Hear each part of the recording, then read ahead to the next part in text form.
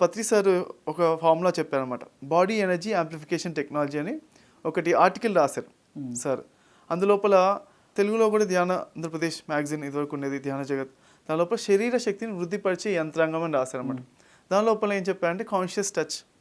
మనము ఎక్కడ వెళ్ళినా ఏ చెట్టును చూసినా ఏ మొక్కను చూసినా టచ్ చేసుకుంటూ వెళ్ళండి.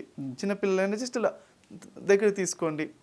తర్వాత కాన్షియస్గా వాటర్ తాగడం, కాన్షియస్ ఈటింగ్, మితాహారం. ఫస్ట్ ఏంటంటే మామూలు ఆహారం, మితాహారం, తర్వాత అపక్వాహారము, ఫలాహారము, తర్వాత జ్యూసేరియన్ ద్రవాహారము, తర్వాత వాటర్ ఏరియన్ జలాహారము, తర్వాత నిరాహారం వెళ్ళాలి. ఇలా ఈ లెవెల్స్లో వెళ్ళాలి అని చెప్పారు.